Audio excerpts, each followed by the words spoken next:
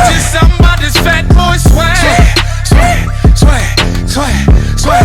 It's just somebody's fat boy swag. It's just somebody's fat boy swag. It's just somebody's fat boy swag. Swag. It's just somebody's fat boy swag. Swag. It's just somebody's fat boy swag.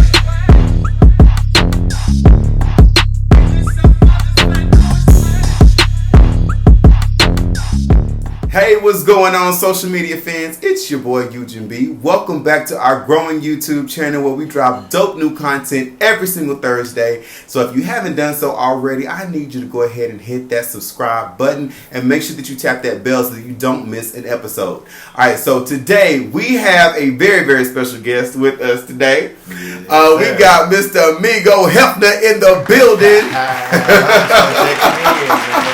Migo Heffner in the building, y'all. Y'all, this is a special guest because this is my family. Like, this ain't no, friends kind of family. No, we blood family. None of that kinfolk stuff. Yeah, we real blood cousins. I told y'all I was gonna bring this up on this show. Y'all, let me tell you. So I hit Leighton up, not Migo. I hit Leighton up. I said, "Hey, say man, can you you want to do something on the show? Whatever." And he was like, immediately, the truth of this. He immediately writes back, and he says, "You're gonna have to talk to my manager." And and started giving me. I said, "Oh, I got to go talk to the manager before I can talk to my cousin." With that being said, I had transferred phones.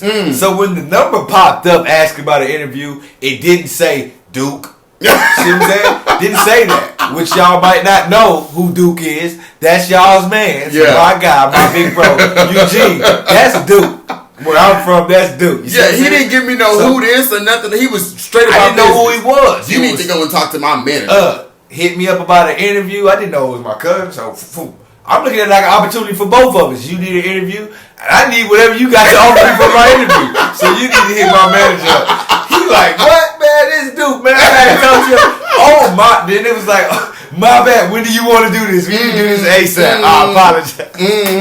Yeah. I said, I got to put this on the video because this is ridiculous. I got to go over here. I got to go before the son to get to the father. I don't understand this. I don't understand. Hey, that's just for future references. Just know, hey, this is family. This is out of love. I love him. He can get me here every day out the week. I'll come laugh and jive with him. But for all y'all that I don't know, don't just slide on me talking about interviews. You see what I'm saying? Because I might respond back like, go see my manager. So, our moms are actually sisters. I'm going to put a little picture of the B-roll up there. You know, our moms are actually sisters, so we grew up together. Oh, so, your fans out here know you as Migo Heffner. Migo Heffner. But I know you as Lele. You know me as Lele. Hey, it gets deep. So tell us, everybody know your name is Leighton, whatever, but tell us how you got your stage name or your stage persona as Migo Heffner. My stage name really came about when I had got incarcerated when I was younger, bumping my head out here. I got incarcerated. I had a cellie. He was a Hispanic guy, older guy. At the time, I probably was like 19, 20. He was like in his 50s, older guy. Long story short on that, my birthday, I was born on Cinco de Mayo, May 5th, 1994. So, as everybody know, that's a Hispanic traditional holiday. So, one day, my cellie had seen my ID, and on my ID, it said my birthday on it, say 5/5/94. So, he was like, hey, you black Mexican baby, you black Mexican baby. You black Migo baby. So every day he barely speaking English, poquito. I learned that from him. A little bit of English. He barely spoke it, but when he wanted my attention, he black Migo. That's how he used to call me, and I just took off with it. I was like, man, I might call myself Migo, man. I was born on Cinco de Mayo. Forget it, it got a reason to it. He really gave me the name of it. Like, I don't even know where he's at right now, but if you ever see this, thank you, man. You made me who I am today from that little comment back there. That is too funny. That's too funny. Leighton, I actually remember, look, I ain't even calling him Migo, I'm calling him Leighton. I actually remember the day that you were born. Your mom and daddy. This is where this way it gets in. So your mom and daddy had to come and pick me and Sheeta up from school, and your mom was in labor with you. And so boy, man, that was the first time I ever seen a woman in labor, and oh my gosh, I thought my aunt was the exorcist. She was in so much pain. So yeah, so we talk about that all the time. It's one of the most memorable moments that I could think of in my childhood. But yeah, her and your daddy, your mama in labor, coming to pick us up from school. Wasn't that crazy? And then we had to go pick Granny up from work. Your mama sitting up here having all these fish stops, all these fish stops, and I'm on the way. So yes. So that's dope. So let's talk a little bit more about your music, okay? Because your music is blazing and your videos are impeccable. So we want to talk a little bit about that. We also want to pay homage and shout out to some of the producers that you have on your videos, because on this show we do definitely promote different artists, different people that are from around the way that are up and coming. And so talk a little bit about how you got started in the music industry. Man, music industry really, like, a lot of people might not know because, like, of everything else that I was putting in people's face. Man, I really been inspired by music for a long, long time from my older sister, Naosha. Everybody from, like, our place know Naosha. But a lot of people don't even know, like, who Ella is, though. Like, Oh, Ella. Like, Naosha is a whole, oh, Naosha, yeah, she ran track, yeah, woo, woo. Yeah, that's cool. But Ella, though, man, that's a whole nother person when she taps into that mode, and like, that's really my idol. Like, I love Ella so much. Like, she's just like this go hard female artist. Like, I can make it like in the game with dudes, other females. It don't matter. Like, I'm hard, and like that's what inspired me to do music. And being in the free world, I want to say I couldn't channel in with it because I'm one of those people that like got like ADHD, ADD. So too much stuff going on for me at one time. It might be good, it might be bad, you know? So when I was able to be in a place to where I had nothing but time to think, it like, that's what I reflected on. Music is how I used to soothe myself. Music is how I used to relax, you know? And then I always used to just think about my sister, like, man, hey man, this music, I'm gonna make it with this music for us, you know? Like, this music, like, you started it, but girl, I'm gonna finish this off for us. Yes, she did start it. I gotta give props to my little sister. She, you would never look, if you looked at her, you would never think that she's a rapper. Didn't even know like that. But she is a cold rapper. You know, the first time that I actually knew that she was glowing up is that one time, this is back when MySpace was on.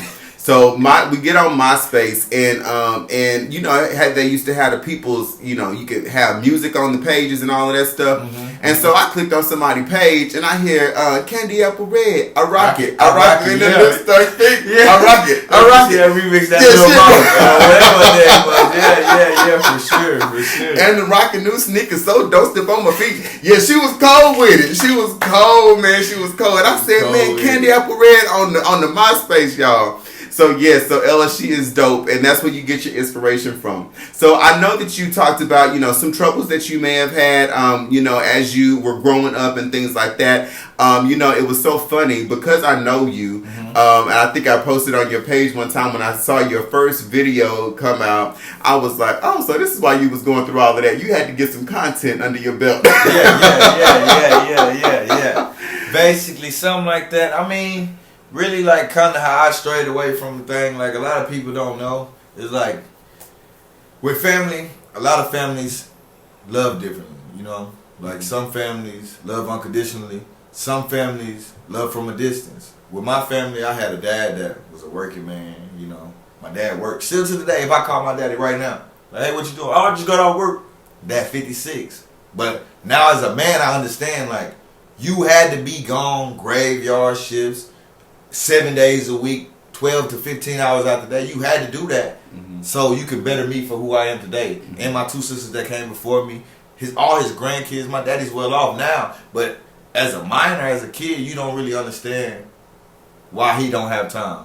You know, like, it don't make sense. You going to work, that don't make sense. So it was really like I was craving attention. You know, whatever I could do as a youngin' to get attention from my parents, I'll try to do it. Whatever it was, and then it got the best of me in the end, but I ended up shaking it off. Okay. What is a message that you would like, because I like to educate people on my platform and on my show. And so a lot of the times people don't really understand, life behind bars and things like that. So let's go into a little bit of detail. What is something that somebody that's incarcerated that you want them to know? Family members, friends, how to support people that may be incarcerated. Man, for the people that's incarcerated, that's already in there, they know that you have to have patience. You have to have patience with people outside, because the world don't start revolving because you got in trouble, you going through what you're going through. People still got bills, people still got real life things going on, while really you got the same thing going on every day. You know what I'm saying? So with that being said, people that's on the inside have to learn patience. But with people on the outside, as far as supporting your family while they're incarcerated, I'm not going to necessarily say you jump for everything that you read in a letter or everything that you hear over the phone, because I don't know everybody's situation. This could be somebody that repeatedly keep doing the same thing to where their family has gave them chance after chance, etc. So I can't speak on everybody's situation, but all I'm going to say is support your family as if you would support them if they was in your face. Mm-hmm. Don't treat them no differently because they out of sight, out of mind. Don't do that, because if he ain't dead, you gonna see him again. So it ain't, I wanted to, because that's really like, deaf to his ears. Like, they're not trying to hear, I wanted to, because you had every opportunity to take advantage of whatever you wanted to do. But now that you see me, or you might see them doing whatever they're doing, it's like, you want to be a part of that, but you wasn't a part of that, so you don't feel like they're going to allow you to be a part of that. So you want to try to come up with an excuse to cover it up. Don't do that. It's better off to just be like, hey, you did what you did. I didn't support that. I wasn't with that. I wasn't trying to have nothing to do with that. Glad you're home. If you want to move forward with that, let's go. And I feel like that person would be like, okay, cool, I understand that. You had nothing to do with that. But don't try to sell people no dream like, I wanted to. No, if you really wanted to do it, if you really care sincerely, you would have did it. Because I'm not going to lie, my whole 3 years that I was incarcerated, my daddy, that man there ain't going to write no letter and talk about like, what you doing or that. He could care less. Only thing he gonna do is send a little letter, say, hey, how you doing? Question mark. I love you? Question mark. I sent you $50 every 2 weeks. Every 2 weeks. So that's $100 a month. I knew for sure my daddy was gonna send it. Whether I talked to him, whether he sent the letter or not, I can go get me some food because my daddy gonna send some money. Guaranteed. That's unconditional love. That's somebody that sincerely loves you, no matter what you done put them through, no matter what you done put yourself through. That's somebody that loves you and understand that you are in a time of need. I'm not going to leave you without, Yeah. All right, that's dope. That's dope. Yes, your dad is phenomenal. Your dad, my uncle. I feel so close with y'all because we grew up together. Like, you really didn't see them without me. It didn't. Like, it was inevitable to see that. Like, yes. So Uncle Clay, my goodness, he was amazing. Just an amazing man, amazing father figure, and I definitely give him his props all the time. He's phenomenal. Just a great guy. So you got your inspiration. So the content that you rap about, this is real life for you. This is not something that's made up. So tell us about how you channel and how do you come up with writing out your lyrics and everything and producing your own music. I just take everything that I done been through, like everything that I done been through in life within these little amount of 26 years. Like, it's not a long time on earth, but it's my time on earth that I've spent in my shoes. Nobody else has walked the path that I have walked on this earth but me. So a lot of people have, their opinions on things and their perspective on things from the outside looking in. And this is my way. I don't know how to draw. I can't draw you a picture. You know what I'm saying? I barely can write my name in good cursive. You see what I'm saying? So this is my way of painting a picture to people of why I did what I did and what I was going through when I was going through that and what it made me and how it made me the man I am today. You know what I'm saying? Yeah. So what do you want your fans to know? Do you just want them to know your story? Do you want them to learn from some of the mistakes that you've made? Or? Yeah, I want them to learn from the path that I chose to take and see that, man, there's a million other ways you can go about life. Like, don't never look at a situation like, this is it for me. I can't go no further. Like, there's no more for me. Don't never look at a situation because there's always somebody that's doing worse than you. Like, that's not just a saying. It's true. Like, you can go on social media and look in different cities, different states, different countries. It's people that's like how we drinking this water. There's people that have to go to places where it's clay and sand and stick their hands in it just to drink water. That's good water to them though. We don't even know like how good we got it. Yeah. You know what I'm saying? Till we actually see people that don't got it as good as us. You know what I'm saying? Wow, this is deep. So let's go into the musical content. So what was your first song that you did and you know it kind of went viral?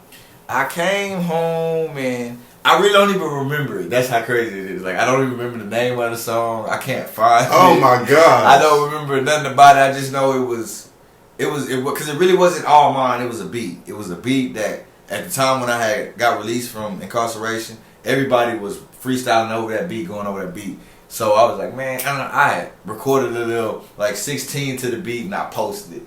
It went crazy. Yeah, like, oh man, you doing music, man? You need to do music. And from that point, I was just like, yeah, I'm gonna do this music thing. I'm gonna do it for real. I'm gonna do this music thing for real. But while I was gone, I wrote plenty of songs. That was my plan, to come home and pursue music. That was the plan. But I just, you know, when you're taken away from the world, when you're out of sight, out of mind, it's like you can tell yourself you're gonna do a million things. I'm gonna go home. I'm go to work every day. You saying that because these people got you doing what you don't want to do. You know what I'm saying? But then when you're free, it's like to actually keep pursuing my dream, no matter I got bills coming up, I got a baby on the way. That's a blessing, but at the same time, it's more money that I'm going to have to come forward to, and I'm still trying to pursue my dream. I feel like, man, hey, I'm sticking to my plans. I'm sticking to my plans no matter how kind of sidetracked I get. I'm still sticking to the plan ahead. Wow. So what was it like when you did your first music video? Because the music, I think, and you can correct me if I'm wrong, was it Right Now? That's the one that you did? No. Actually, the first music video that I shot was The Real Ones. The Real Ones? Okay. With my little cousin, TJ, Terrence Harris. He's another local artist, go by PCO TJ. You know, shout out to PCO TJ. That was the first video. I think, like, right now that video got over 30,000 views. That was the first video. It went crazy. I ain't gonna lie. That was a live video. Like, everybody came out and supported. You know, it wasn't no beef, no smoke in there, none of that, no competition. It wasn't none of that. Everybody was just supporting everybody, and it was just, I feel like that's why that video did so much. And I don't know, that was the first video though. The Real Ones. Okay. TJ. All right, I think we got that. And then the next one that you did was which one? Right Now. Right Now. I like that one. Right Now. That was the next video. The third video was Spike Lee with E.J. Hawkins, a ghostwriter from the port, also tattoo artist from the port, jack of all trades. Yes, EJ. Me and EJ go way back. We go back to high school. Me and EJ, he used to be drawing and stuff. EJ, I need a tattoo. I need a sleeve. Okay, so if you're watching this, hook your boy up. Sleeve. I sent him your way, so you know, hook your man's up. You know, for the low. Yes, for the low. I want it for the free. No, for the cheap. Look, I'll do a video for you. But so your music is dope. If you guys have not got a chance to hear his music, you can find his music on YouTube. You have around 7 songs that are out right now, right? And they have visuals that go with them. Yeah, I want to say 9 now. Okay. Now it's 9. Last time we had talked, it was 7. I think I shot 2 more videos since then. You know, in this day and age, music has transformed dramatically, and so I noticed that you do a lot of the visual work. I'm even looking at like Beyonce and how she drops visual albums. So how do you see yourself moving in that trajectory with your music and your content? Like how are you going to be I guess I should say, how are you going to be releasing your music? Like, you don't have to be under a record label anymore. You record your stuff, you write your stuff yourself, you can release it on your own. Like, what for any upcoming artist, how can you share that journey with them so that way they don't have to go through the trials and the errors with you the have music little industry? things like you have little things that can help you do it, like for self-independent artists. Like what I go through is a thing called DistroKid. It costs like $25 a year. DistroKid, not too much, you know, for people that, you know, if you maintaining, you know, living averagely out here, $25 a year is not too much. It's gonna distribute your music on all mainstreams as far as like YouTube, Spotify, SoundCloud. That's the route that I'm going with DistroKid. I had it before, but I didn't have all my music documented in like a file under all the same thing to where I can upload it to DistroKid, and DistroKid can upload my music. Boom, boom, boom. I have all my music in so many different spaces. That's why it's only a certain amount of songs on Spotify right now. You can find some on SoundCloud right now. But once I finish this mixtape Dreams Into Reality, everything is going to be more organized. I have a different manager. She has an assistant manager now that's going to help her organize everything and get it exactly how it's supposed to be. So when people ask me a question like, hey, where can I go find your music? I'll be like, just type my name in and it should pop up 5-6 different places where you can get my music on. Whichever convenient for you. If you're looking for it on your phone, on a laptop, on your smart TV, whatever's going to be convenient for you, you should be able to find it. Okay? So now I have 9 videos you can go find on YouTube, Migo Heffner, or you can go, I'd rather you go subscribe to pages and Shot by Abstract, Hometown Girl, Jasmine Hawkins, right on there. Yes. Y'all go subscribe her page. Once you subscribe her page, you will see all the videos that she shoot locally in some of the outskirts city like Houston, Pearland, Pasadena, etc. So y'all just subscribe her page and y'all can find Migo Heffner there. Yes, you can. And I have to give a shout out to Jasmine as well. The video quality in this last video that I just seen that you did was impeccable. Like, and the crazy part about this is I just found out that it was Jasmine. So I started following the page. I was like, this is some good videos. Like, the quality is dope and everything. And so he just told me, he's like, oh, that's Jasmine. I didn't even know it was you. So we definitely promote local talent around here. So guys, if you need a video shot and then you want it to look good and professional and quality work, definitely hit up Shot by Abstract. Now you also worked with my boy Randy too. Yeah, Saz did it. Yes, Saz did it. Saz did it. Yes, all right, yes. So Saz does videos as well. And these are just these are local artists that are kind of coming together and making a wave in today's media. So you definitely gotta check them out. So yeah, so with that being said, you did your time, you came back, you have reinvented yourself, which is, I think, remarkable. And I'm happy to see that you are doing something that you are very passionate about. And you could see his passion whenever you see him perform live. So I've had the opportunity to watch you whenever you're on the videos, you're on the big screens and all this stuff. But when you go to his live performances, the energy is unmatched. So tell us, and we're going to put some B-roll up there for you, but tell us, what is that like for you when you hit that stage, you see the lights, you feel the energy.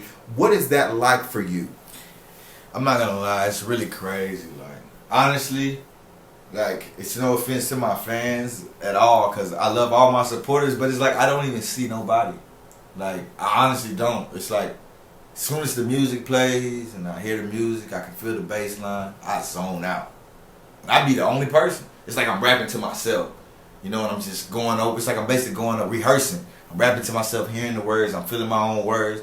And then as I get into that vibe, before you know it, I'm doing stuff I don't even know I'm doing because I'm feeling the music so much. You know what I'm saying? And at the end of it, it's like I open my eyes and it's like everybody turns up. Oh! And I'm just like, man, I didn't even know I was turned up like that. You know what I'm saying? Like, I didn't even know. I was just feeling the song for real. My goodness. So do you ever get scared?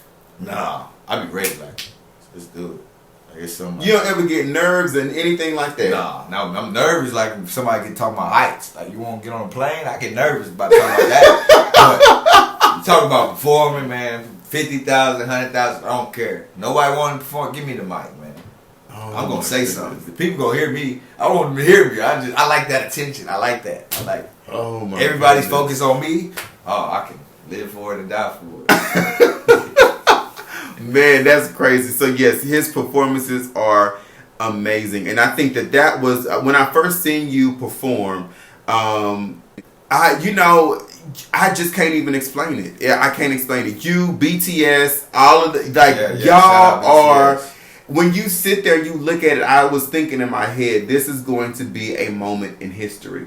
You watch the documentaries, you watch the movies and all of that stuff of, the come ups and all of this. I say this is like literally history right now. Yeah. That was history in the making. Like, that was history in the making. We was writing history right there. Wow, that's deep. It's deep, y'all. And BTS did the music for my opening credits on my show, so we always got to shout them out. And they are, y'all, BTS, I'm going to shout y'all out again because I post these videos, right? I do things on a schedule. So I'm posting something. I'm recording this video, but I had something post this morning, and I do a weekly update. So every week I'm dropping dope new content on Thursdays, and so I put it on the scheduler to where it can upload and everything, and it'll be ready to be released at midnight.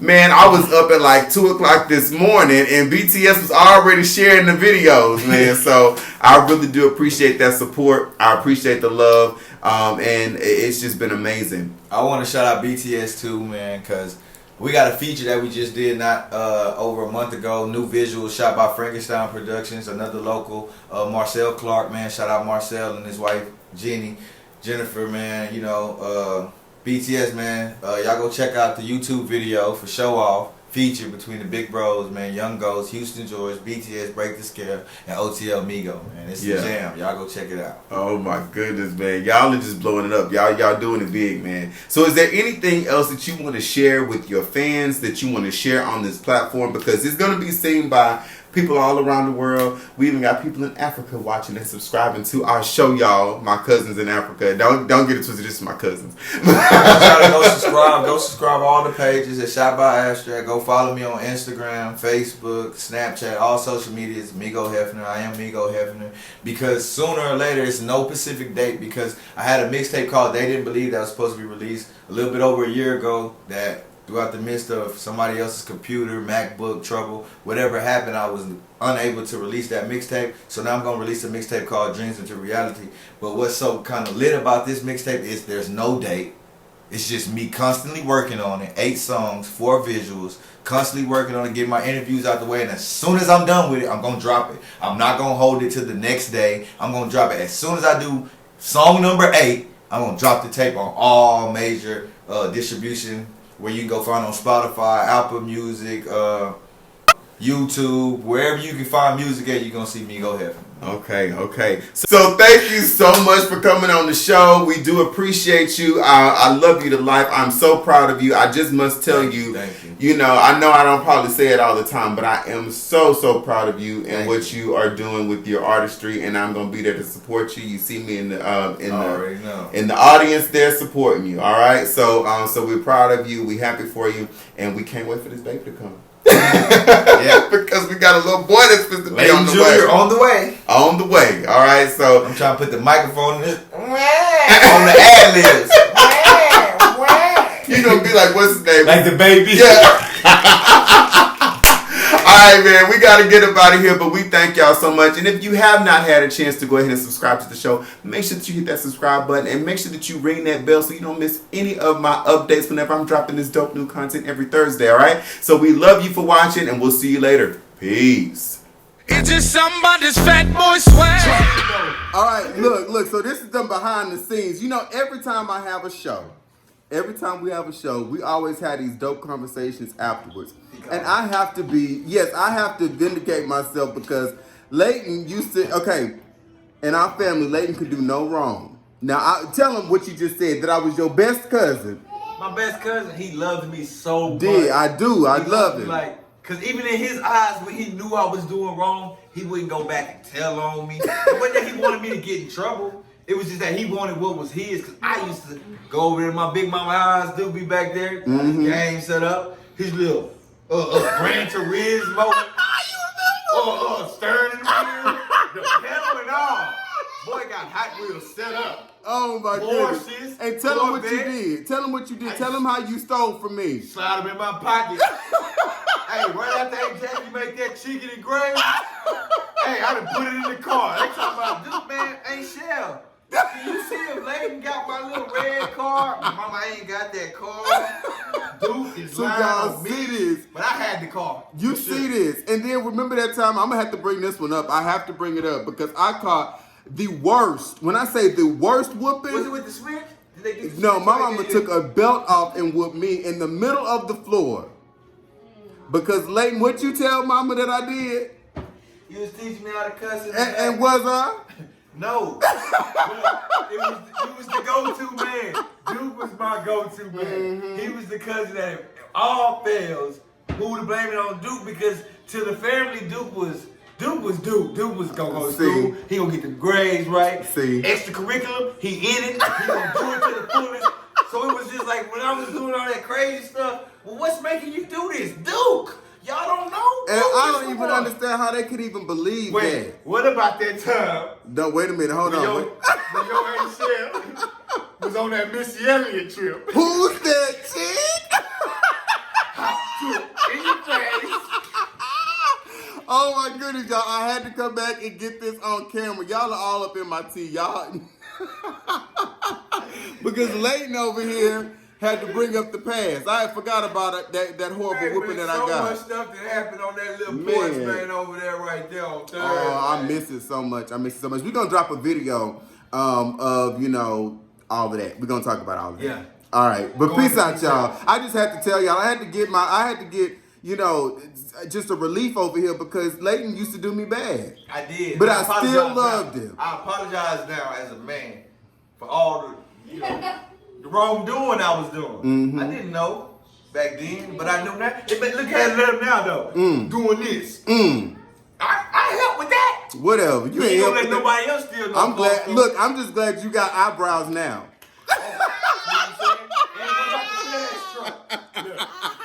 Eyebrows. I just barely became their cousin. Let him over the arrow telling. I wasn't even born regularly. I got dropped off by the truck. All right, y'all. Dylan is over here tripping. All right. We're going to holler at y'all later. Peace.